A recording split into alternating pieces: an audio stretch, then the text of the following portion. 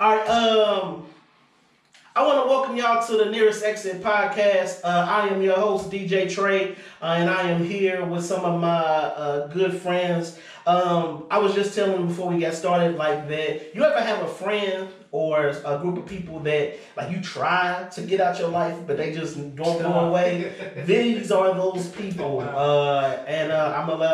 just gonna go around. We're gonna introduce yourself. But first of all, this is the Nearest Exit podcast. I call it the Nearest Exit podcast because in life, like from where I am now to where I was 10 years ago, life took me in all different types of directions, hit all types of different type of detours, and you had to get on stuff, different exits, and sometimes you just fed up and you want to get off. But you know, every exit doesn't necessarily take you from something, but it can take you to something. And so we want to be here to just share our different experiences in life and maybe helping you on your detours in life. But with that being said, we got my man Nate. Yeah. In the building. Glad to be here, man. I've been knowing Nate. It's been a minute. Yeah, it's been a minute. We haven't seen each other in a while. Been knowing you for 10 plus years. Yeah. All of us have music relationships in some capacity. But we got Nate to my left. Next we got Mr. Ryan. AKA Uptown in the building. You know what I'm saying? His knees ain't what they used to be. He can't dunk like he used to. You know what I'm saying? Yeah. But we in the building. And then last but not least, we have the homie Dre Sr. in the building. How do you feel about people still calling you Dre Sr? Dresser. That's my name. That's what I like the most. Yeah. I'm Dre Sr. You okay? Facts. Okay.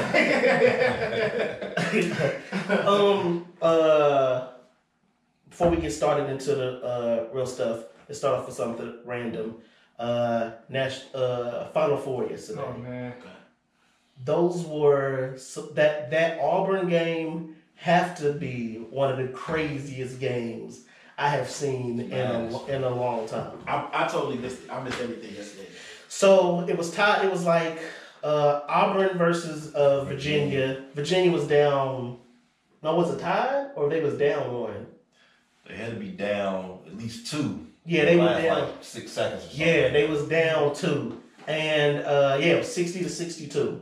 Yeah, 60-62, down 2, 6 seconds left. They inbound the ball, foul. They had a foul to give, foul to do, whatever. Then we come again, go up for a 3-pointer, get fouled on the 3-point shot with a 0.1 seconds on the clock or something like that. And so if he makes these free throws, that's game over. Mm-hmm. So you got sent to the line with the game on the line. And the boy was clutch. He hit all 3 free throws, sent him to the national championship game for the first time. That's crazy. That's what's up. Yeah. Anyway, So last year, we hit it earlier this year. Young So first we're gonna talk about A1 to LP put together KC Christian hip hop golden era bracket. Wow. Right? I never looked And at so I have first of all, I know all you guys from music. Some of you unfortunately did music, and some of you fortunately did music.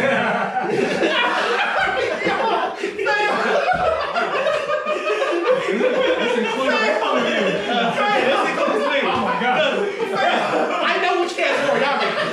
I know which category I fall in. Trust and believe. You heard the curfew out.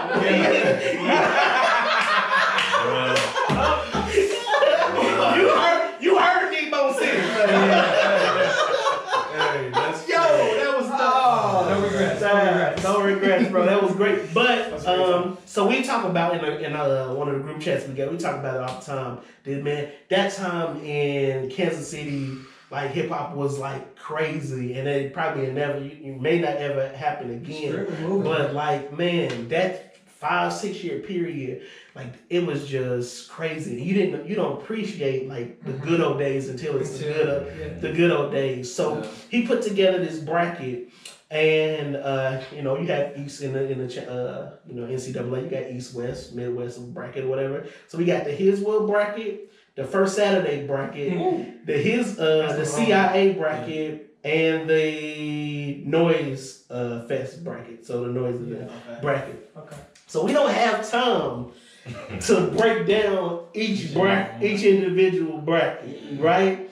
So what I want to do, I'm gonna read off the ones, and also I'm gonna read the list of names that we picked to go on the bracket. I'm gonna say they seeding, but there's gonna be songs on here that got left off because we had to put a cap on how many from each like camp got put on here. So there's some like egregious miss ones that just didn't get on here. So we gotta leave bias aside since there are artists potentially in here that are probably on this list, right? Yeah, there are artists that in this room's on this list. Oh, I'm definitely on the list. Yeah, Which one are you, Dre?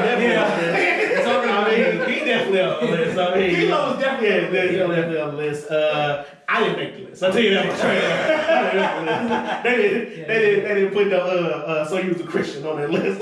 Not even from the GPC. KCR. They didn't put that on there. Actually, that may be on here, but still got that mixtape, man. But so I wanna run through some of these, and at the end, I think we maybe we'll just want to give top 5 on here. All right, maybe we'll do top 5. Okay, so in the His Will bracket, we have number 1 seed, Pay Homage. Hey, we got this one already. Okay, saucy. I see what kind of top we on today. Pay Homage. Okay. That's number 1 seed. That's number 1 seed. What's the 16? The 16 was Party by Top Spin. Okay. Top Spin is back. Yeah, right. So the 8-9 matchup, we have Jesus. Shout out to Top Spin. 8-9 matchup, Jesus Time by Sauce and Be Humble versus Why Not Die by Drabo's Live. Yeah, I know. Listen, I want to do the whole bracket, bro. I want to do just a podcast with the bracket, but that's tough. But I'm just reading the names right now. Okay. So number 4 we got Love by 83 Million versus Spark the Dark Undergrad. We got a Spark the Dark. Spark the Dark. Okay. Number 5 seed is I'm Good by Dresser. I'm Good by Dre Sr. versus Reverb, Chris Cobbins. Reverb being a 12 seed is egregious to me. But that you know what I'm saying, that'd be higher. Yeah. Then we have by Dre Sr. versus featuring Terrence Golden versus Stop What You're Doing by Lawrence Smith. Lawrence. Yeah. I don't recall. Yeah. People sleep on Lawrence. Yeah, stop people sleep on Lawrence. Yeah. And then number 3 we got Miss My Chance versus Swagger. Who? Ooh, that's tough. That's tough. Chance versus Swagger. Ooh, I'm going Miss My Chance. We got Crazy. Crazy with Dre and Sauce versus Encore. Chris in 83. This bracket brutal. Bro. That's nuts. But and then the number 2 Encore on that. I love this song. Yeah. The number 2 seed in this bracket is PIMP versus Another Chance by Heavenly Minded. Like some of these matchups are just brutal. They brutal. That's rough. But let me pay homage. We have to pay homage. Pay homage gets to this day. It's classic. I'm that entire album. No, without a doubt. My one. That's the number 1. It's going Final Four. Period. Indeed. Pay homage is in the Final Four. Period. I don't care what else is coming out of here. Yeah. Put it in any Pay homage is Final Four. Period. Only thing that I put that up against that might beat that is another Sauce song. Peter Okay, listen, we ain't got to it yet. But I did the bracket. Hey, this whole bracket was 3 Sauce songs. It's gonna be Sauce songs. It was 3 Sauce songs. And he came out nowhere with that album. Like no lie. Nobody else got the same album. Yes. crazy. Because in the first Saturday bracket, with the number 1 seed, we got Peter, John, and Paul. Okay. Yeah. You know what I'm saying? 16. Come on. 16. You gotta go through all of them now. Oh, sent back by his Azrael. Yeah. Yeah. So then we have the 8-9 matchup. Salty Light versus Salty Light by Undergrad versus Listen Up by Black Sheep. Black Sheep. Listen, Black Sheep. You're cracking it. Black Sheep. That was versus who? Salty Light. Oh yeah, Black Sheep. Yeah. And then a number 4 seed, which I think is kind of low, Lonely People. Versus More by the Empire. So Sauce's whole album is in all these brackets. I'm telling you, Sauce the whole thing. But we put a cap on you, Sauce, Shock. 83. Yeah, in 83. Yeah. You had to put a cap on you guys. With that being said, the number 5 seed is Justified versus the 12 seed Fly By 83 in Cambino. Not Justified. That's I like Fly By is good, but Justified. I like the way that the bongos play. Hey, bro, that was live. That mug is crazy. All right, number 6, we got Jesus Look Good on McDonald's. Roy. Yeah, winner right there. I Versus. didn't even like him as a lyricist, but he That came song. up with something that was so influential. Well, you couldn't help but to do that. Verse, I don't remember the song. Look Into Your Eyes, solo in 83. Look into my. No, that's not it. I don't remember. I'm trying to remember that. Either way, I don't remember that. But the number 3 song is When the Goon Stepped in the Moon and he was clear stop going. Yep. So we got the Goon versus Who Is Either You versus the Empire again. Number 7 is I Got What You Need, Isaiah versus Christ Push. I Got What You Need. I Got What You Need. Yeah, Isaiah. Christ Pushers by God's New Perfection. Ooh, Christ Pushers. Christ. I used to get past the beach joints cracking. What was that one called? The Crave? What was that? Shoot, I forgot the name. Yeah, I don't remember that. Anyway, then we had the number 2 seed verse 15. We got Pointing to the Cross versus. That's the coldest one. Pointing to the Cross was the verse. When I was like, hey, yo, Sauce can rap. That's the rap. I think that was at the Red Party, bro. Yeah. When he did Pointing to the Cross for the first time. Oh, he can rap. I was like, oh, he can rap. Oh, you rapping? Oh, yeah. Oh, this Sauce song. That's what my rap. Street lyricist. Okay. Yeah, you so know Pointing what to the you're Cross versus Grown Man, Undergrad, and they won the LP. Sorry, A1. Definitely going Pointing to the Cross. And then we get the CIA bracket. Number 1 seed, Point Blank. Shock Music. Oh, come on. That's just come on. Like, come on. You can't take that away from Final 4. This is it. Come on. You can't. What else you putting there? Come on. What else you putting there, bro? Bro, calm down. Calm down. And you're in this bracket, so.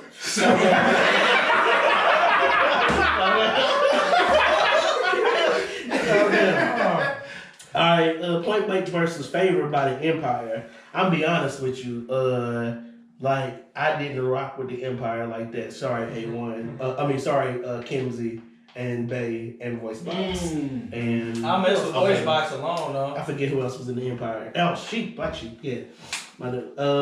So then we have the 8-9 matchup. Christ on My Chest versus More by Top Spin. Like I'm going Christ on My Chest because that was the anthem. Yeah. Like that was definitely the anthem. Yeah. Unfortunately, it was the anthem. it was the anthem. Yeah. Like, shout out to Tre. Then we got the 4 seed Romans 10:9, the original. Where's the remix? They didn't put the remix on here. That's what I said. That's what I said. Y'all hating. That's what I said. Y'all hating. Because that verse was crazy. That was hating. Listen. listen. I'm gonna take this. I'm gonna admittedly say this. Like, first of all, we're gonna act like Dre not here. Let me talk to you. I'm gonna admittedly say, in his time, I was a Dre Sr. Like, stand. Like, dude was spitting. I had the privilege of recording. I know where he's going. I knew where he's going. When this dude said he was in the booth, he's like, I'm the man of my house, so I got T-shirt on my back, Isaiah on my shoulder, but as long as Jesus got, I'm in the booth. Yo, all right, so I gotta tell this story. So, shout out to 83, Shot, everybody. But this is the background of what happened with that song, right? So at the time, 83 would rap, but he wouldn't really rap. Like, he'd sing most of the time. We went to the studio recording for my album. Before then, remember when me, you, and Doug went to Shock House and Shock played the Romans 10-9? Yeah, I remember that. I was like, Shock, let me get the beat, bro. I was like, put me on the song. He was like, I can't put you on the song. It's a Preacher Boy song. And he already got everybody. I'm like, bro, put me on the song, Shock. He said, put me on the song now, Shock. Shock was like, bro, I can't. He said, this is what I'm gonna do though. He said, after the song drop, I'm gonna put the instrumental out so anybody can rap over it. I'm like, bet. All right, cool. So I gotta wait. So we go to the studio later that week, and me and 83 in the studio at Gene crib. And 83 sitting there, he like, hey Dre, I heard you want to be on this Romans 10-9. I was like, yeah, man, Shock gonna give me the beat. He said, I'm on there. I said, where? He was like, and I smoked that bug. He was like, Gene, play it. He played it. Y'all sit there, listen. I listened to it. I was listening to it, and he like, boy, you don't want no part of this, bro. In my head, there's no way a singing dude is gonna challenge me to rap. Yeah. Soon as that bug hit the site, I called. It was like 8 in the morning. I called Shot. Send me the beat now. He's like, all right. He sent me the beat. He sent me the beat that morning. I called Tre. Yeah. I said, what time you get out of work? Bro, he said, I'm coming to the house. Come to the house at 3 o'clock. I said, I'll be there at 3:15. He said, what you got? I said, no. He was not playing. I said, I'll be there at 3:15. He said, what you got? Don't worry about it. Just be there. He's all right. So we get there. I put the thing on the computer. I'm like, I didn't let him play it. I said, was this yeah. I was there. I said, put it on there. I'm going there. I'm gonna one take this joint. He said, I'm gonna one take it. First of all, and this is what's disrespectful. You come to my house and you tell me to put this on. You don't warn me? No. You don't warn me what's gonna happen? I said, you got it? I said, everything's straight. I wouldn't even let him like preview what the beat was. Like, I said, just hit record. Right. And I'm going in. Yeah. He hit record. That's like the very beginning. I was like, Shot. I told you it was gonna happen, right? Yeah. And so he turns that joint on. I wouldn't take that mug. And I stepped out the booth and I looked at Trent like, bounce it down. I swear, it was like that. It was like that. He bounced it down. I text 83, I said, where you at? He's I'm in Florida. I said, check your email. He checked his email. About 10 minutes later, he called me. Answered the phone. He was like, bro, I'm sorry. I said, don't you ever in your senior mind challenge me to rap it again. No, yeah, hold on, quick edit. Boom, it's in there now. Oh, that motherfucker!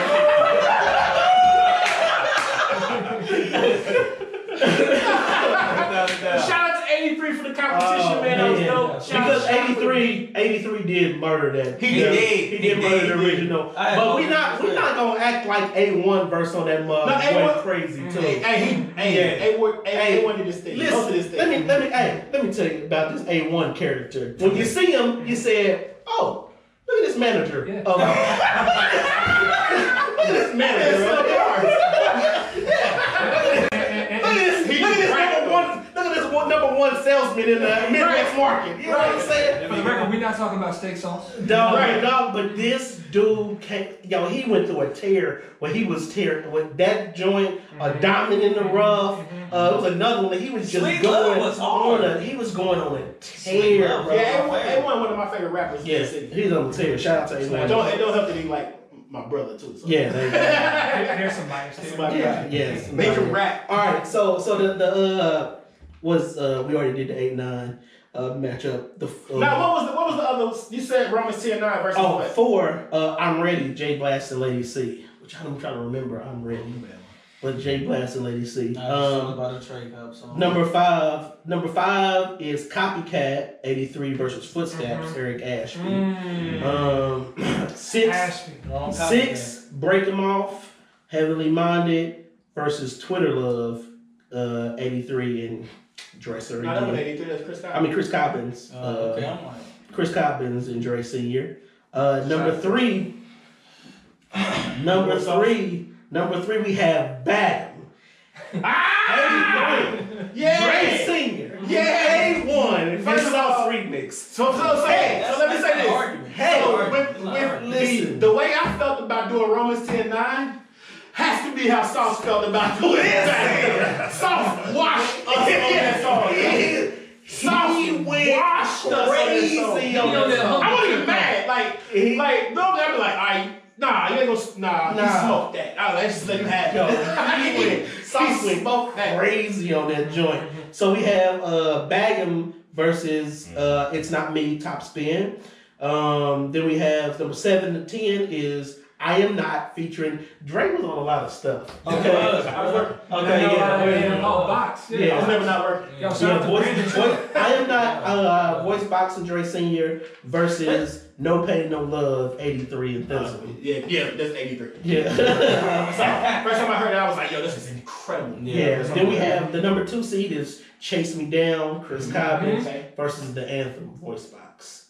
Listen, this is a tough one because Chase Me Down, that's an incredible joint. Yeah. Matter of fact, the first time I heard Chase Me Down was at the Red Party, the first time Pointing to the Cross happened. I think Pointing to the Cross, Chase Me Down, and another one all happened at that point. Like, it was, Yeah, it was crazy. I remember when Chris, Yeah. I remember when Cobbins came on the scene and all of us were just like, that's when we realized, like, this is not a local thing anymore. Like, this is so much bigger than I think what all of us anticipated. It was a lot of talent. And, a lot of talent. Yeah. So let me tell you my only beef with Chris Cobbins is that we grew up together, right? Okay. His grandfather his grandfather was a church pastor of Macedonian Missionary Baptist Church. Yeah. Oh man, it's where I was born, the church I was born into, and that church is still family to this day. However, when Chris and I were probably like 10 or 12, we were in a singing group. And he knew I was the best singer in that group. but he chose to be the lead and try to make us better. Like, it doesn't matter if technically you can sing better than me. Just tell him this is technicality. And then when the group disbands, because I got on my David Ruffin, when the group disbands, you have the audacity to come back. You come back and do this and sing like this, not even call your boy for a feature. These vocals are just over here all going. I remember being at 83 church in here running away for the first time. I was like, yo, dude, cold. Like, how did that go? His pen, crazy. I'm running away. His pen, crazy. Yeah, that mother was crazy. Yeah. So shout out to Christy. Like, that's family. Sure. Love the people. Even though he did try to kick me out of the greatness or whatever. Alright, so what's the last bracket? So the last bracket is the noise event. Number 1 seed. Turned up, turned out. Ooh, Heroes. That's probably one of my. Every time I hear that, I think about my kids. Every single word of that song. Turned out. When he got to that song was hard. And when it got to the Watchmen's verse at the end, he smoked that joint. That flow. Hey, verse placement is everything. The verse placement, and that's one of the delivery songs. too. There were a few songs that, as soon as it came on, it don't matter if you were sitting down. You're up. Yep. You're in the front. Yeah, that's one of those joints. Versus Explode by Undergrad, the 8-9 seed, Running This Race, Undergrad Dre Sr, Bay in '83 versus Winner by Heavenly Minded. I'm a winner. I don't need weed to get high. Yeah, that's like auto-tune joint. They did it. They did it for so they could get it. They specifically made that song so they could go into high schools and like mentor the kids or whatever. So they did this positive song. You telling me? Techno Sense. Yeah, all of that was KCR. GPC's Moment of Glory of collaboration has not hit the top seed. Top first seed. I'm talking like Golden State. A number one seed? No. The number one, I think all the number one seeds are definitely warranted. With respect, definitely. I'm trying to see if you understand the level of artistry and bars that you put in. Are you salty that On Lock is not on here? Yes. I ain't gonna hold you. On Lock is like one of my favorite joints. He got me on lock. Yo, Terrence killed that. That wasn't even Terrence. That was Fitzgerald.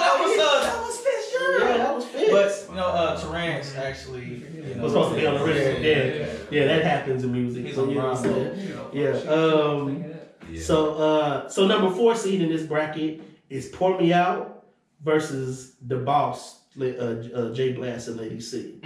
He the boss. I remember that. You can use me. Go ahead, pour me out. Okay. Go ahead, pour me. You can use me up the streets in the hood. I'm a shine. That's a good matchup. Yes, that's a good matchup. I like J Black. And Sauce was on that too, which I forget. Now this is the one that, man, when I first heard this this is my second favorite. Is it 83 intro? No, that's number 1. Okay, that's number 1. This is my second favorite intro to a song in KC history, and that's Phenomenal by Dre Sr. and Michael. I forgot about that. Michael smoked that joint. Michael's church choir in the ball. That was one of his purchase. But Phenomenal. Yeah. Talk about the intro song. Yes. Yeah, I can see that not been on the thing because I never performed it. Oh yeah. Okay. Yeah.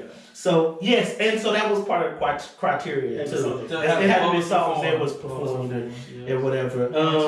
So Phenomenal versus the 12 so Do What I Do. That's J Blast and Lady C. Number 6 seed is Round of Applause, Chris Cobbins versus Round Town, Heavenly Minded in '83. Number 3 is Cruise Control, Shot Music 83. I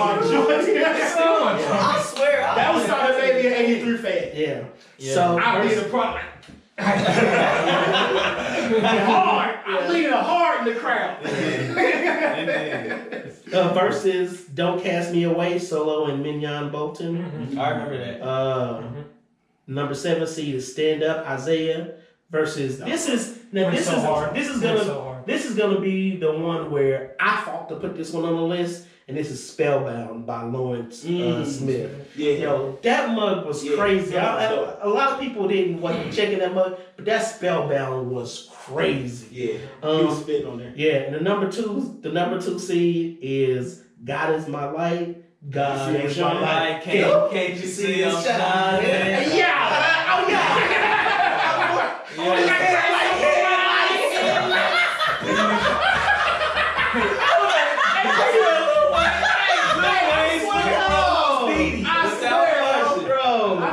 He said, I got Christ on my, what he say? My headlights. Christ on brights, like my headlights. Oh man, that's some scratching my headlights.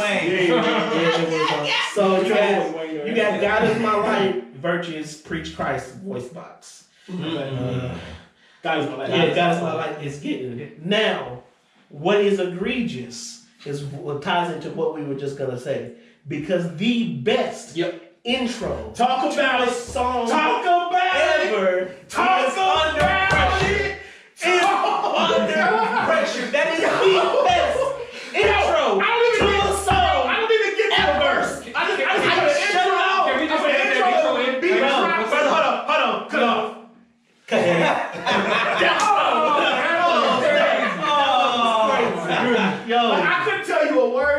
but the intro and when the beat drops is like hard. Bro, man, listen, dude. That one get me every time. Like, and I don't know whose idea it was. I'm gonna credit Top Spin because the beat was there originally. Mm-hmm. So somebody had to say, you know what? Let's just. Like, there was a lot of stuff on that what was it? That was what was that album? Was that Kingdom of Dance? No, that was the Lights and Diamonds. Lights and Diamonds. I was gonna call it Blood Diamond. Blood Diamond was the song that was on there. You sure it was Lights and Diamonds? Yeah, I'm 100% positive. Like, listen, dog. That Under Pressure is the best intro. And I talk to 83, and I always tell him, like, dude, in public, I'm a hater. I'm an 83 hater in public. But privately, this dude, we don't want to gas you up. You know you don't. Like, sometimes I just think that my job is to just tell my friends that they're trash. You know what I'm saying? Just to be the voice of reason. So they don't know if I'm serious or not. They're like designated humble. Yeah, right. Yeah, maybe I should work on it. Yeah, maybe I did. You know what I'm saying? But that's egregious that wasn't on there. And I think there was another one that was, but that one is it just for that not to be on the list. It's crazy that Jehovah ain't on there. That was. And that lacked Qeelo except for the production. Yeah. But so out of this whole list, can you pick a top 5? Definitely. I'm going Peter, John, Paul. Yep. Pay homage. Is this in order? Is this in order? No, hold on. Because we started with this in the spirit of the Final Four in the NCAA. Also, you want to go one for each bracket? Let's no, you don't have to, but just give me a Final Four. Just give me 4. Final 4. Just give me 4 instead of 5. From each list or from this? From any. That's hard. Peter, John, Paul. Pay homage.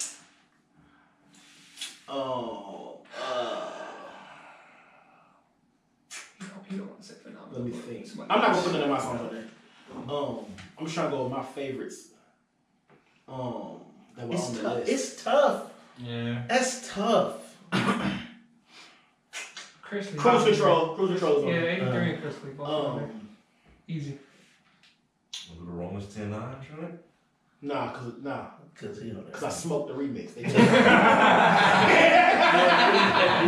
That's 83 fault. Yeah. Shoot. I don't want to make it like I'm gonna be honest. Like Sauce is like my favorite rapper in Kansas City. Like gospel or not, Sauce is like Sauce is one of my top 10 favorite rappers. Period. So like I don't want to just make it. I could make a list of just Sauce songs from Sauce. Yeah. But I'm gonna try to keep it at just Peter, John, Paul, and pay homage. Yeah. And then 83 is like one of my favorites too. So bag 'em. Yeah. I guess I'm on that. I probably shouldn't be it. But yeah, the bag 'em he's is that. Shoot, what would be the 4th one? And the 5th. That's 4. So I got 2 83 and 2 songs. Yeah. So that's your 4. That's your 4. All right. Quay, what you got? Definitely. This Sauce list is very impressionable. I think I'm gonna go with Miss My Chance for sure. Yep. Yeah. That would forever be in my. Yeah. See, that would be. I would put that on there, but I couldn't have. I can't have all Sauce in my top 5. Well, I don't want Sauce no more. Definitely. Sauce ain't getting on the. Yeah, that's I swear. I knew the whole song. Yeah, Sauce, Miss My Chance for one. Gotta go Christ on my chest, not cause it's me. The whole representation. Hey, that's the other one. Yeah, Copycat should have been on there. Copycat should have been on there to me because copy that or whatever. That should have been on there. Yeah, copy that. Yeah. But beyond that, I'm definitely gonna say both of y'all. Crazy. It's because the best of both worlds with Dre and Sauce. Crazy was hard. Crazy that was an anthem to me. I love every time I knew they was about to perform that. Yeah. Let's get back out here in front of the stage. So that and I have to give 83. It's what is it? True Love. That's not on there by A1, ain't it? Sweet Love or True Love? Okay. With the sample. Yeah, it's not on there. Okay. Yeah, I'm probably I'm probably gonna have to lean towards. I got a fifth. You said 5. 83's Cruise Control. My fifth one would be the 83 and Chris Commons collab. The Encore. Yeah. The way they put both of their songs together, that was so hard. Yeah, that was so hard. Yeah, it'd definitely be Cruise Control at the end for me. Yeah. All right. So listen. I gotta do Peter, John, and Paul on there. Like Peter, John, and Paul. Listen. First of all, who takes that sample and flips it like that? A lot of people have now. I've heard that sample flip like that a few times now. The only person that I've heard before he did it was Wiz. Yeah, that was it. But I gotta go with Peter, John, and Paul because like that's one of the first times that a Christian hip hop song made you cry. Made me cry. Yep. I'm like worship, like full worship mode, dog. Hold on, like Paint the Town went on there? No, it had to put a limit. We had to put a limit. We need to officially put that out in a certain window. So it definitely got to be Peter, John, and Paul. Songs off for one that should have been on. Yeah, they've been. And then I have to put Pay Homage. Like if not only like the electric speakers, like it didn't matter. Let the speakers boom. You remember the noise concert when it blew out the speakers? When the speakers went off and then the whole people kept rapping the whole thing. You talk about one of the most memorable jobs. That mug went nuts, bro. And whoever the DJ on that track was crazy. You know what I'm saying? He probably the best part. Was it Chef or my dad? No, I'm talking about who? Yeah, he was incredible. I don't remember. He did a few other mixtapes. Yeah, he did a couple of them. He was incredible. But he did I Just Feel Like Rapping mixtape. Did I tell y'all that story though? Like, okay, I was working at Costco. Quick detail. Working at Costco, and this girl, this lady came up to me, and she was like. She knew that I was, Christian, was into Christian hip hop, and she was like, "Hey Trey, I need you to check out this this album or whatever. It's called the Bible mixtape." And it's like the Bible mixtape. It's like, oh, the Bible on My Side mixtape by Dre Sr. By Sauce Remix. And she was like, yeah, that mug is this and that mug is that. On that Pay Homage song, that mug is crazy. And blah, blah, blah. And then she was like, and they got this the DJ who hosted, he's hilarious. Like he did this and this and this. And it was like, this. And then I was like, and she was just going off and I was like, she's like, have you heard of it? This DJ Tre. She's like, have you heard of it? And I was like, hey, what's good, bro? It's your boy DJ Tre. I just ran away and she said, wow. K-Rock was on there. Oh, okay. DJ Tre hosted. I hosted that. This whole time he been lost. Bro, you was in the inside joke in the house, bro. Oh yeah, that was a great time. So anyway, aviation theology. Yeah, theology, aviation. Yeah. What was y'all favorite song off the album? So you. I think my favorite song was the one. Which album? You gotta be Pay Homage. Bible on My Side. That wasn't my favorite. My favorite was one that nobody else listened to. Bang like that. Let me see if I can find it. The one. I'd rather die like Christ than live unholy, because that's when you was. Give me a shot. On the beach. Yeah. Jay Blast on You Can Go to Hell though. The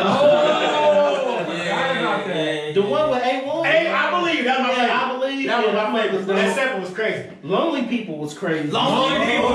Hey, shout out to King. That was his favorite song. That one was crazy. That was his favorite song. But Triumphant.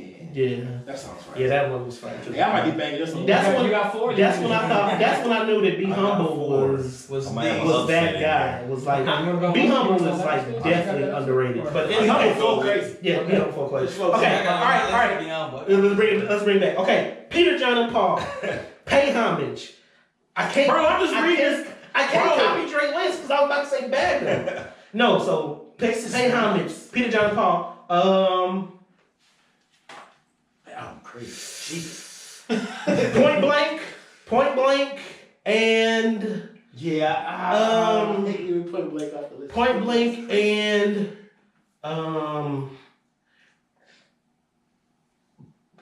Crazy. Point blank crazy. Say I'm crazy. Point him to the cross. Point him to the cross. That's like my favorite solo / song there is. Crazy. So we got 5. We're doing. I need 5. I need 5 just because 4 is too hard. Just hit. All right. Pay homage, Peter, Paul, and John off top. Yeah. Where it gets sticky, where I'm gonna throw in some upsets. Yeah, go ahead. Y'all ain't gonna agree with it, I don't care. Yeah, go ahead. Say how you feel. Meatball City. I am not. Yeah. Just because his will show y'all end with that joint. Yeah. It didn't matter how many times like that, just set it off. Yeah. Crowd participation too with that joint was exactly. bananas. Exactly. That was like an anthem. Yeah, and that's kind of where you came on the scene too, and people were stupid, dope, excited. Dre made anthems. Dre made anthems. Was an anthem, bro. Like that went crazy. And then what's the joint you want to ranch the Christmas party? Oh yeah. Wasn't that off Christmas party? Juneteenth? I'm about to say. We gotta do it one time. Jesus Right. Yeah. But yeah, then cruise control and back. Yeah, bag. I mean, you can't go wrong with any of those. Yeah. Maybe that. In no particular order. Okay. Yeah. Okay. Peter, John, Paul gotta be in it. Some Sauce joint off of that album. Peter, John, Paul. But since Peter, John, Paul was on the list, because You gotta put the Bible on the side mixtape as a seed. not to gas nobody up, but that's one of the few albums I can legitimately listen to and not be skipping tracks. Yeah. So my favorite one is just Let It Fly. I was just looking at them. You know what I'm saying? God, this one's crazy. So that one. Right. Who else are we putting on there? We gotta put. I'm gonna put Chase Me Down. Cause Chris Lee, man, just overall beast of a musician. Still making mixtapes, man. Y'all gotta get some of his music, man. He's got something. Running Away is not on this list and it should be, but I digress. A lot of them should be. Yeah. 83 Cruise Control, man, was just ridiculous. I will put Dry Bones Live. Why Not Die? I will put that on there. I remember being 13. And actually, Dre had a Die track too, didn't you? Like it was kind of a theme going for a little bit. And I loved it. Juneteenth. Oh yeah. I loved it. I had the casket at the concert. Epic. That stuck with me. The way he did that one. But since Justified is on the list, it was more Dre joints on there though. There's a ton of Dre joints. Justified probably had the biggest impact because of when it was done. Yeah. Yeah, he got quoted in a bunch of other albums with that one. What are the Dre joints was it? Man, it feels so good to be justified. Hey, I like the way that the bongos play. Hey, I couldn't get to that album no more. Because you told me. You ever go back and listen to your old music and be like, yo, this is not good. That's how I felt. Yeah, we put the maturation on If there. y'all play Grace on my Maturation's show, insane. Yeah, Swagger. You had Swagger. You had Crazy. You had Justified. You had. Let me just throw Phenomenal in there at number 5 because that'll get you. And then, of course, bro. Yeah. he said, bro. Yeah. So I mean, this Phenomenal is just that intro on there is just, and then the beat drop is crazy. That era in Kansas City was just, you just don't understand like how special that was. It couldn't be recreated. First time like. Yeah, I'm too old. And the energy we had back the first Saturday when they did the KC showcase. Yeah. Man, I remember that. I remember that. No way you don't. My favorite KC showcase was one where we did. It was a mixture of everybody's songs that we did at the end. Oh, I remember. It was hard, bro. It was like a verse of one person's song, and the next person. What was that? Yeah, that was it was it was the second KC showcase. So first we're gonna talk about She Said Yes. Now what? So me, I've been lucky enough, or maybe we say lucky. Some days it don't feel that way, but been lucky enough to be married for 8 years. So with 4 children and all of this stuff, and so Maybe 2 years. Yeah, he got the average or whatever. But I didn't read the handbook. Is what I'm trying to tell you. You don't know how you got those. I didn't know how that before. So that was over. But sometimes I go back and look at where I am now to where I was then. And man, some of the misconceptions and some of the things that I thought about marriage when I first got married to now is totally different. Like for me, like I thought that I was ready for marriage, because I don't think I got married when I was like 25, right? So, you go, first of all, let me back up.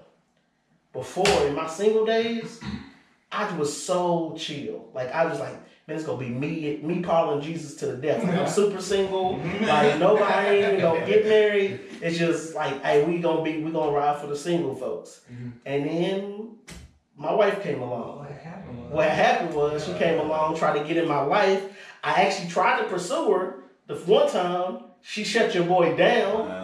Then I went and talked bad about her to Dre. Like I talked bad about, which I tell her this. I was like I talk bad about you to Dre. Like I talk bad about her, and then and he laughed. Like a good friend should have. And then fast forward 2 years, she came back in my life and like boom, and we're here. But I think a lot of times like we are. Getting ready for marriage, like, yeah, I'm ready, I do this, but we're not necessarily being prepared to be married because I don't think sometimes we fully understand like what it means to be married. Okay, so for instance, me, I thought that I got a job, I got a car, I can get us a place to stay, we good. What else is there? Not realizing, like what else? And so then when I got married, I got introduced to like debt and mortgage and whatever. When I got married, I had a ghost score. Like they tried to search my stuff and said, bro, you ain't no number come up. Bro. You got nothing. It would be better if you had bad credit than a ghost score. Your credit score. My credit score was a Jordan league. that mug was bad. But so like that's just different stuff that I just wasn't prepared for. So I'm just curious, like for you guys, like what are some like things that you realize is that like are misconceptions or things that you would warn like a new person, like a newly engaged man, like about being married? Because I think there's a couple of things I want to touch on, but I've been married for it will be 14 years this year. And we've been together 19 years this year. I've officially been with my wife longer than I was without her. I've been with her over half my life. And I get the question all the time of what's the key thing going into marriage that you need to understand. And one thing that I learned is to go into, and I did have counseling that taught me this. So I did come into marriage a little bit more prepared. There's one thing that one of my mentors told me. He said, remember that love is not a feeling. It's a commitment. The love is a commitment that is accompanied by feelings at times, but at times it's not. And so I think going into it with that, even knowing that going into it, it's still been like one of the biggest challenges. Because you get married thinking, hey, it's gonna be good. I'm making money. We good. We do this, and third, whatever. I got a lifetime partner in crime, whatever. But what about the days that y'all don't feel like y'all love each other? Right. Yeah. Right? Yeah. And let me rephrase that. I've never had a time where I didn't love my wife. Plenty of times I didn't like her. Right? And so understanding that, I think having that piece of information going into it, that love is not a feeling, it's an action. Right? It's a decision. So when you do say your vows, regardless the vows, if you go back and read them and just listen to what you said, that was the understanding of what the commitment was. Right? Now, I think a lot of us, are so happy to be getting married. Let's just be real. We happy to get to what's on the other side of Hey, sha-ta-ta. Yeah. So you do that legally? Fruitful. So you can do that legally in the eyes of God? Yeah. But we don't really take our vows as serious as we should have when we first go into it. If you think about it, it says through sickness and health, through richer or for poor. So you said come with debt and stuff, but it's through richer and poor. Why do you have to put that in there? Because he knows some poor times probably gonna come along. See, but that's the thing about it. Like you say, richer and poor, and in your head you was like, "Hey, life is gonna happen." You know what I'm saying? If something, I'll be your ride or die. But it didn't say it. But it didn't say through your significant other not knowing how to do a budget. It didn't say through. But it did. You're right. It didn't say that, but it did include that. Yeah. Right? It's an implied truth. It's not necessarily implied. It did and also it didn't say like because we I think that we look at it as in black and white. We don't look at the nuances of it, right? So when we get into the marriage and all of a sudden, my spouse develops a gambling addiction, right, or shopping, right, or whatever it may be. You sit there like buddy or give it in, or just give okay. I'm gonna put my life on black. Like, so my wife is like dumb generous, like to the point where sometimes like you about to put us in a bad position because you want to help everybody else, right?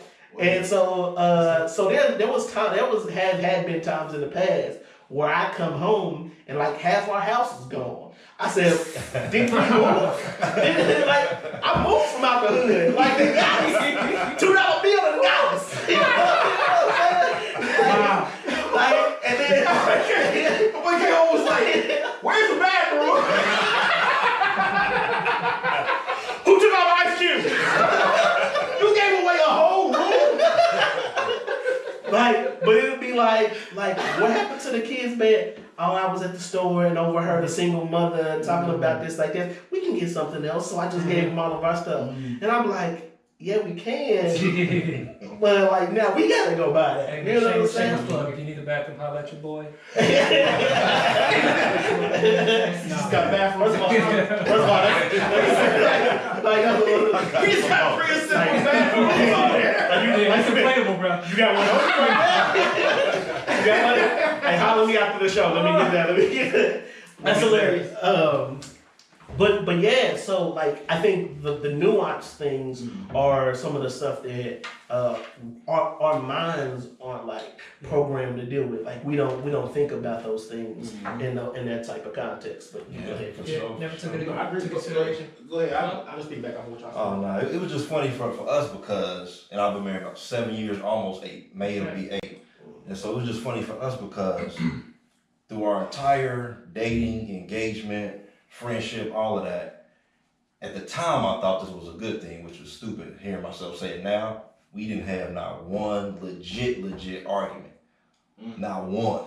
Like, so I'm thinking, we that compatible? Amazing. We that tight? But no. I mean, somebody was getting their way. First time going grocery shopping, she just throwing joints in. I'm like, yo, that's just adding up. Like, we ain't even nothing. Bro, man. Hey, you need frosted flakes and Cheerios? I'm just watching it happen. Like, yo, all right. So we just gonna get to this register and just be surprised together. And literally to this day, and I mean literally to this day, money is still an issue. That conversation of I think this way about money and spending versus saving, and you think this way, and we're literally trying to work through that as we speak of how these clashing philosophies on money gonna come together, and it's been a process. Yeah. So, you got something to that? Go ahead. No, I do have something. You wanna go? You wanna go? I got. Okay. All right. No, I think that I'm a firm believer that that my wife's strengths are my weaknesses and vice versa. Right. And so the very things that I fell in love with her Come on, man. for are the very things Get on your that nerves. get on my nerves. Like, the reason I need her is the reason I want to just give her like the petty kick, you know, every now and again. You know what I'm saying? You know what I'm saying? And so, especially with stuff like money, like my wife is okay, you got to pay Friday. I need all the bills paid, you know, on Friday, you know, before 5 o'clock, blah, blah, blah. Me, I'm like, all right, when the light bill due? Monday, I'll pay it Tuesday. You know what I'm saying? They not right before they come to the house. You know what I'm saying? They not coming to the house. You know what I'm saying? We got the money. You know what I'm saying? We ain't like we ain't got the money. But you know what I'm saying? And so that's one thing, like, we had to, you know, work through, like, you know, pay before you play and all this other stuff. Because we have been, especially before we had kids, we had a lot of disposable income. First of all, and I don't realize how, like, what we was doing with this disposable income. Oh my goodness. Oh my goodness. We was just tossing that mug out the window. Gee, I wish I had that money back. But I digress. But, like, we had, because if you don't, man, especially now with kids, Daddy, can we go to Chuck E. Cheese? And I'm a sucker for stuff like that because I grew up not having. I want my kids to have sometimes. And sometimes that can be to my detriment because I'm like, all right, I got $50 over here. I can pay this light bill early, or we can go, you know, do something over here. And that's just me. But my wife is like, no, we're going to pay this, we're going to pay this, we're going to pay this. And she'll pay all the bills, pay extra stuff, send stuff to, you know, savings and pay all this other stuff. And then I'm like, Ray, what happens to all the money? Oh, I paid all the bills.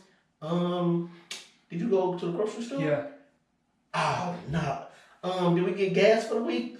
Oh, no. See, so we're going to have to put that on the credit card that you just paid. Because we was doing, you know what I'm saying? So, but anyway. No, to piggyback off of what you said, the topic of compatibility it's a sticky topic because I think people interpret that word differently. So you got some people that think that compatibility means that we're going to agree on everything. But I don't think that it means that. And I don't think, not to get preachy, but I don't think that by and large, I don't think by and large that it's God's design for you to both be the same. Because if you're both the same, one of you is unnecessary. Facts. You know what I'm saying? Hey, so for real though, if you balance each other out, and I watched my mother and my father, I was blessed to be able to kind of witness a dope marriage, man. They were high school sweethearts, still married to this day. You know what I'm saying? And to watch them balance each other out, man, they are so polar opposite. Anybody that knows them knows that. But to know, I think it should be comforting to know that not only will God not give you somebody that agrees in every area that you want them to, but sometimes, most of the time, I think He gives us somebody that is actually weak in the very same areas that we would most want them to be strong in. Yeah, boy. So that we can learn unconditional love, grace, mercy, forgiveness. You know what I'm saying? Like, we worship the Lord for those type of attributes, but like, how are we going to learn those things if we never had the opportunity to express them? You know what I'm saying? I want to piggyback on something you just said because I think what you said is seeing your mom and pop. How long your mom and pop been together? Bro, going on, man, this is going on 40 years. Okay, cool. 40 years. How old are you? 30. Okay, cool. So by the time you came on the scene, your mom and dad already had 10 years. 50 years, I'm sorry, 50 years. Oh, okay, your mom and dad already had 20 years of practice on how to get to that point so they can balance each other out like that. I think most of us are coming to and see a relationship like that and be like, I want that. And then be mad when it's not that from day one. Right. But you don't realize it took them 20 years to get there. Right? And so I think that kind of go back to what you were talking about with the being prepared for, like, understand when you go into a marriage, bro, it's supposed to be tough. I heard Sho Baraka said one time, he said, love is not love if it can't be taken advantage of. Because if you're not putting yourself in a vulnerable position to where you could be possibly taken advantage of, you're not loving unconditionally. Right. You got your guard up saying, I'm only going this far, right? And all of us coming to, think about the guy has to have a sense of humor. Because he takes you from here who come up with this background. So you've got, in my case, I was 22. I got 22 years of way of thinking. And most of it, I don't even realize where it comes from. Yeah. And then you got this person over here who's got 20, my wife, we got married, she's 21. She got 21 years of coming up one way. Mm-hmm. And then we've known each other for 4 years, and now we've shown each other the best parts of each other. Right. Mm-hmm. And so when we actually become one, now everything that's from her 21 years, all my 22 years come together, you start to realize, oh, you ain't everything that I thought you were. Because you are those things I thought you were. But the other stuff that I didn't know was there, now it bothers you, right? So because we appropriate, put our best foot forward. You know what I'm saying? So every time I see my lady, I'm dressed up, I look good, haircut, You do a good job with this every time. Yeah. But it's even more than that too, because not only are they putting their best foot forward, we're seeing what we want to see in this other person. Yeah. A lot of times, especially when it's a new relationship, we want so desperately for this person to be everything that we've romanticized them to be, that we'll see what we want. We have selective sight or selective hearing. And our head is in the clouds. There may be numerous red flags. Red flags. There was. I'm with, there are numerous red flags that you just want to completely ignore because of your hopes. So matter of fact, you might even be warned. Yeah. So this is what happened. You see over here, like, man, my baby really strong. Like, she know what she want. You know what I'm saying? Yeah. Whatever. Like, she always speak her mind. Like, I like that. Until hold on. Shut. Yeah. Who you think you talking to? Why you always gotta speak your mind? Sick of you speaking your mind. But that's the beauty of marriage, man. Here's the other part. You can sit and talk with somebody. You just said this too. You can sit and talk to somebody that hasn't been that's on their way to marriage till they blue in the face. Yeah. Mm-hmm. This stuff that we talk about is stuff you don't get to learn unless you go through it. Exactly. Right. And so there's only so much preparedness you can't have for marriage till you get there and you actually have to learn how to be married. Yeah. Well, in addition to this too, man, when you not only are you seeing what you want to see, bruh, if you are engaged intimately beforehand, witness. It messes up and distorts your perception and your thought process. You feel me? So, and then if you had a religious upbringing like what I did, not to say that in a negative way, but you feel like, oh, I did this. This needs to take place. Mm-hmm. And it needs to happen quickly. That'll solve the problem that I'm having, won't it? Yeah. No. Young bucks, listen up. No, that's not going. No. So there's a fire over there. Maybe I put more gasoline on it. That'll make it better. But you thought the gasoline was water. Yeah, that's what you did. I think that as much as like you are learning about your spouse or whatever, you learn a lot about yourself. Super fast. Like I realized, like in my own marriage, I realized that as much like by nature, I'm like a peacekeeper guy, right? I'm always the guy who's like, all right, you know what? I can see your point and I can see your point. Right. It's like so I'm always analyzing like both sides analyzing both sides of the coin. But sometimes when you lead it, like as a leader, like you're called to lead, like sometimes you can overanalyze and never make a decision. Right. So then you're not leading well because you're still trying to take in outside advice or wisdom, because on a decision that I just got to make a decision and go, and constantly struggling with different stuff, like learning how to lead well. Man, especially if you have a woman who's very strong-willed. Yeah, you know what I mean. Who will speak her mind. You know what I mean. And then learning to lead. You can't lead if nobody's following. Yeah. So one thing that helped me was realizing how much of a vulnerable position God asked my wife to put herself in, and submitting to me. Because one of my mentors told me, he said, if you were leading you, would you follow you? And both sides were like, the answer was no. So that just puts a big bright light on you, like, all right, you need to step your game up, right? Because if she's called to follow me, I gotta be called to be somebody that's worth being followed. I gotta be trustworthy with that. So now I gotta go into overdrive of figuring out how I'm gonna make this happen. You know what I mean? And so she can, so it takes the burden off of her of having to put herself in that very vulnerable position of, I'm following your lead. Yeah. Right. Yeah. So.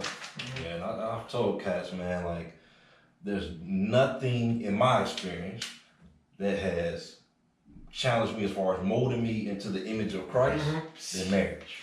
Yeah, it's uncomfortable, man. It's two relationships that have totally changed the way I view my relationship with God, my marriage, and my relationship with my kids. I already know. Right. The way that I unconditionally love, there is absolutely nothing my kids can do that would make them not be my kids. Right. Facts. Right. And that, understand that even me with a broken sense of what love is, if I can have that kind of unconditional love for my kids, how much more does God have for me? Yeah. And he know how jacked up I am. Right. And in my relationship with my wife, understanding my decision to love her through her ups and downs, even while she loves me through my ups and downs. But that unconditional, my relationship with my kids was something I had no choice in. Right? This is the funny part about God. Your parents, your siblings, everybody, family, bloodline, you get no choice in it. Then God gonna take somebody that's not kin to you like that, put them in your life and say, all right, this person is the person you're supposed to become one with and be closer to them than everybody else over here. So now the decision that you made has to outweigh the bloodline that you had. Right? And so with my relationship with my wife, I always constantly telling myself she's number one. My mama tell you the day we got married. Now I'm my mama right hand man. The day we got married, she told me, she stood for everybody, and she was like, Dre, you my man, you've been my right hand man since day one. I am no longer the number one woman in your life.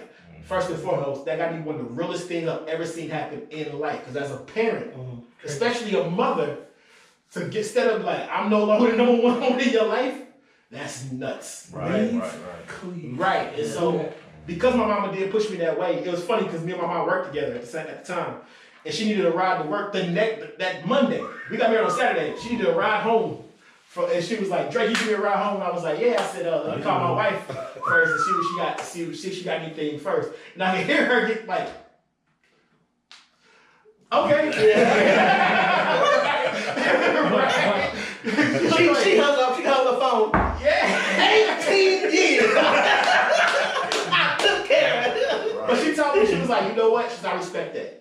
I told you to do that, so I respect that. That's dope. But it needs to be more mothers with that mentality, because I think it causes major problems when they don't have that.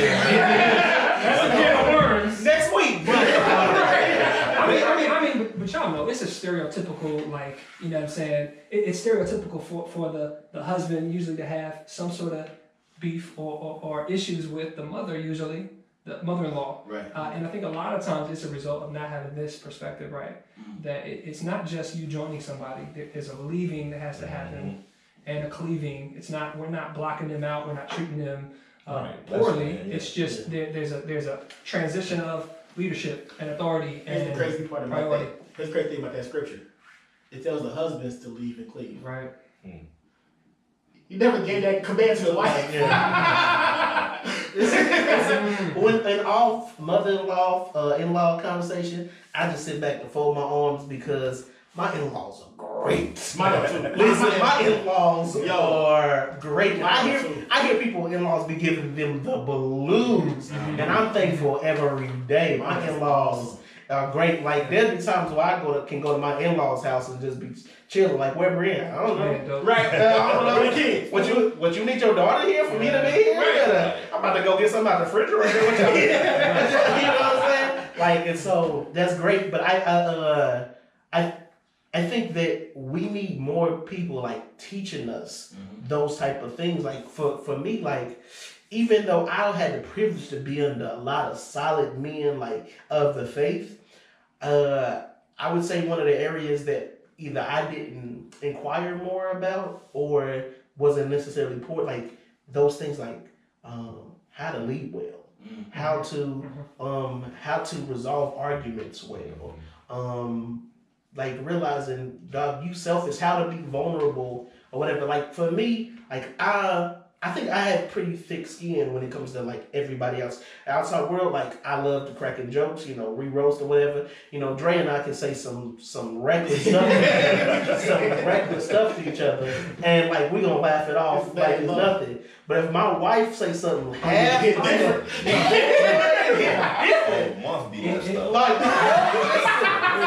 like where you going? Matter of fact, I'm sleep down in the basement. Matter of fact, I'm gonna go sleep outside. You know what I'm saying? It's so crazy, man.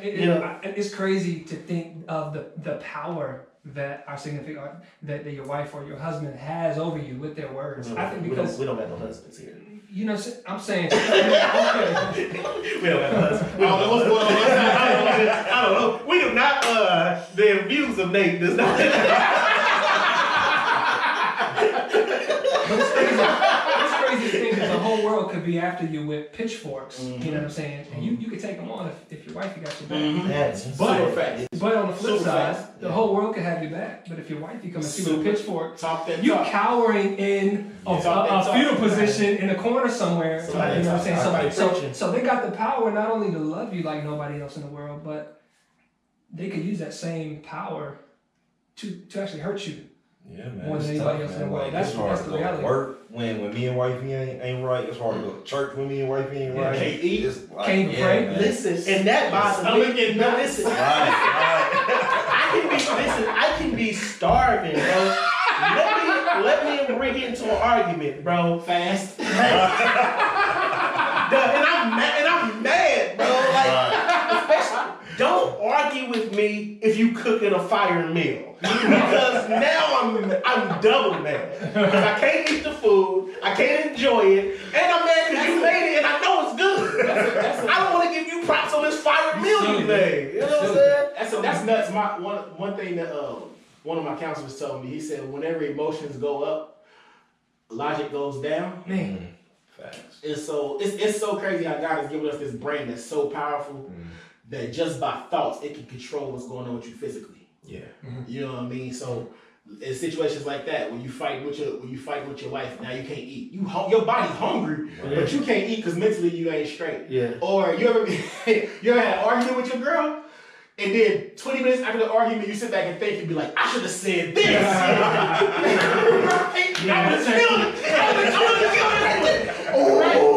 I would have hit her with that, but your emotions was so high, your logic was down. Yeah. And now that the argument's not going on, your emotions is coming down, your logic is coming down. Now your quick wit is coming back. You know what I mean? So and also I've been on the other side of that, but like I don't even know what this argument was. Like this was the dumbest one that we done had. Like you ever been in the middle of an argument and just realize you have nothing? You have nothing. Hey, bro. like you just are repeating the same phrase. But the tacos. But the tacos. Oh, so you ain't gonna talk about tacos. You ain't gonna talk about tacos. Like you just have y'all got to the point in your marriage yet where you be arguing about something and find out she right, and then in the middle of the argument you just have enough of yourself to be like, you know what, you right, and just walk off. I haven't got there yet. That's tough. But I have done this. So like we might be doing I don't know. Say it was a drink and I drank it and forgot I drank it. She's like, you drank my juice? I didn't drink your juice. Yes, you did drink my juice. No, I did not. And the kids come on there. You did drink the juice. Daddy, I sit here and watched you. I'm like, you know what? I told y'all I drank the juice. Just walk out. Just walk out before she can say anything. No, that's a level I aspire to. I haven't got that. Expired? Aspire to. Yeah. I never want to get there. I'm gonna explain first of all, you're not gonna talk about this good USD 500 education that I got. You know? that good talking he gave me. Words don't get together all the time. It's crazy when you realize how much of your pride gets in the way. Like how much you so trying to be right versus we ain't right though. Like that's why I just realized I took a walk today thinking about some of this stuff. Like I'm so busy trying to be right, but yet we ain't You right. know what, fam? That's it, man. And I'm gonna piggyback off of that. It's this book I read a little while back. For those of y'all who haven't read it, Love and Respect. It's talking about, you know, males or husbands' greatest desire or need is to be respected in a relationship. We're on the flip side, women's is to be loved. Not that they're not both needed, but our greatest need and desire. And there was a phrase coined in that book. It was, you can be right, but wrong at the top of your voice. Yeah. Where what the point it was making was, yeah, you could be dead right about all the facts, but if you didn't come gently on the love, she's not receiving none of that, and you're wrong in the way that you're approaching her. Exactly. And that was monumental for me, for someone who loves to be right in arguments. Right. The problem is the argument. It's not who's right or wrong. The problem is the delivery thereof, the information. And remembering that your spouse is not the enemy.